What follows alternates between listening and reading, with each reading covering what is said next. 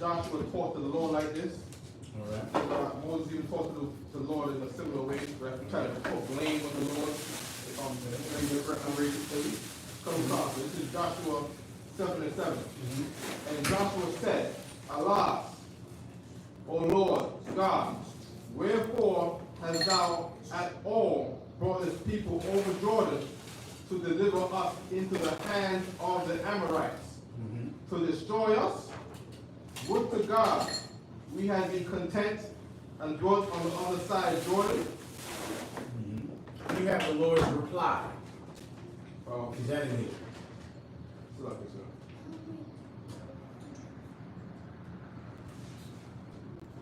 Verse 10. And the Lord said unto Joshua, Get thee up, wherefore liest thou thus upon thy face?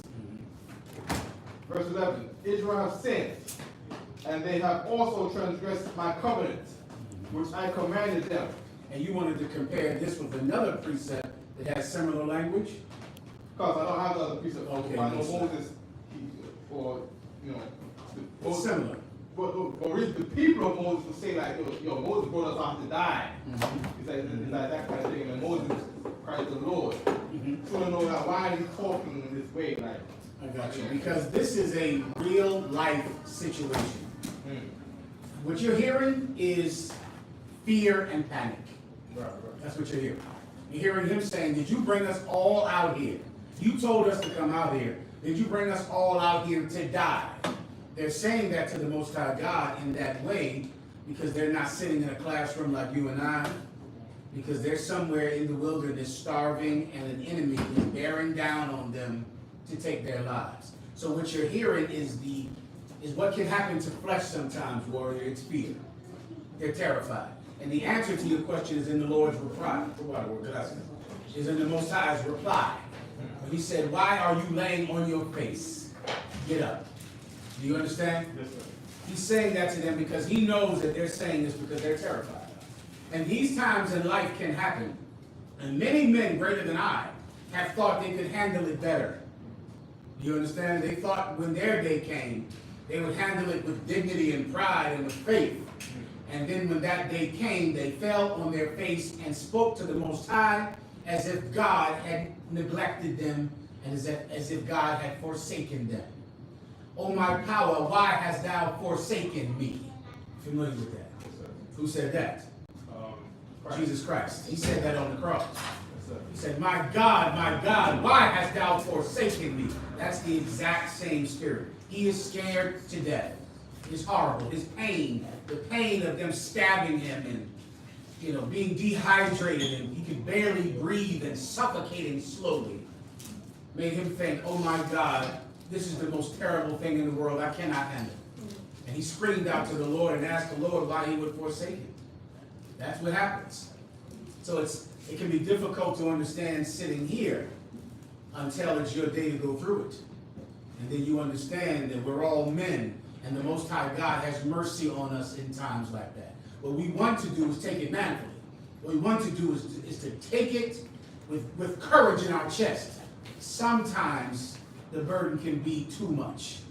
And that's why Christ said, why have thou forsaken me? And that's why this man said, have you brought us out here simply to destroy us? You understand? Any other questions? Yes. Please. Yes. Personal question. You got it covered? I don't know. I don't have it heard yet. Okay. You can make it in general if you would like. Yes, sir. Okay. So, me, right? Please. Other brothers might go through this, right? Make sure they can hear you online. Make sure they can hear you. So, Go ahead. when Captain Zazariah was battling Malik Zulu Shabazz, Okay. right, when he destroyed that camp, right? That's right. So I'm good. You know what I mean? Awesome. I like your shirt too. Totally. The Lord, Most High in Christ. This is that man. It's in his church. Go ahead. At the end of the debate, right? We was able to make a line to ask the opponent or whoever we wanted to questions. Okay. Right? And the Alhambra Ballroom is a big place. Yeah. And I'm going towards, we're there with a whole bunch of strangers, and I felt a little fear too. Okay. But because knowing how we were raised, right? Notice how we were raised, right? I was outside of it, but I could feel being high from the fear. Okay. I'm like, what is this feeling? Like, go away. So I'm going to go and ask this question. Stop making me feel like that. I understand. Stop making me feel. It's off. It's not. It might be dead. Okay. Oh, shut up. You just. Okay. Okay, we don't have any. Go ahead. Both mics are down? Yes, sir. Both mics are down? Both mics seem to be- Oh, that's fine. All right. Go ahead. Nice and loud. Yes, sir. So I felt the Can you fear. see him? See if they can get him on camera. Go ahead. You felt the fear. Go ahead. I felt the fear. The fear. I can feel the fear in the air. I can see. I can feel the walls bounce off me of fear, Uh-huh. and I'm outside of it.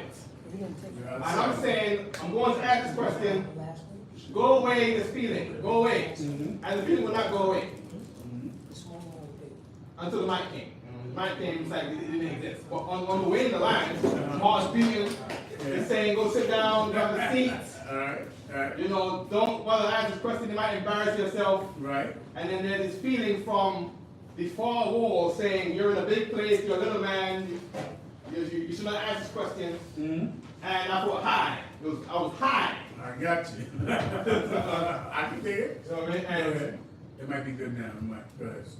you know what I mean? What is that feeling? What is that feeling? And Okay. how do you get rid of it? Okay, many people have felt that feeling over the years, right? Some people call it having butterflies in your stomach, Yeah. right? It's the feeling of doing something for the first time.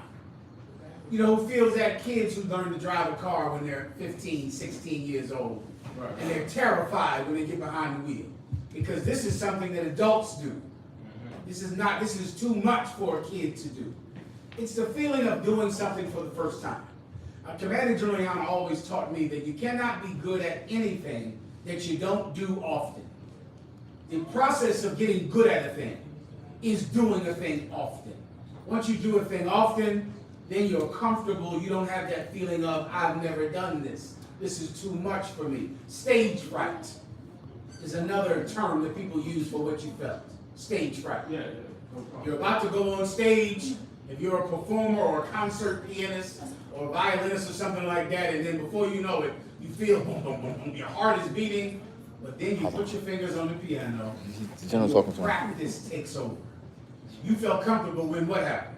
When I got to the mic, just ask the question. There's a reason for that, because even by then, you were very comfortable speaking on a microphone.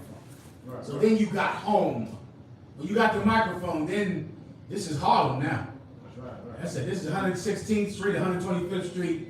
That's all. Now I'm just on 125th Street speaking because you were trained. Many people feel that feeling when you first speak for the first time at a camp. You feel the boom, boom, boom, boom, boom, boom, boom. I'm about to go up. Oh my God, I'm about to go up there. But then you get up there and your practice takes over. You have your precepts written down. You've rehearsed them. You went over at the Hebrew Academy. Practice takes over. That was what people would commonly call stage fright. It's just a feeling of not doing the thing often, which is why Commanding General Yohana always recommends, if you want to do a thing in life, do it a lot. Something you want to do, start doing it all the time, all the time. You want to be a good teacher? Don't just sit and pray and wait for the Lord to float scriptures down on your goddamn head. Teach. Go to camp every week, teach a class, make videos. You will get better at it. That's in anything in life, you understand. No problem. Anything else? Go on. No sweat, please. That's a lot. Please.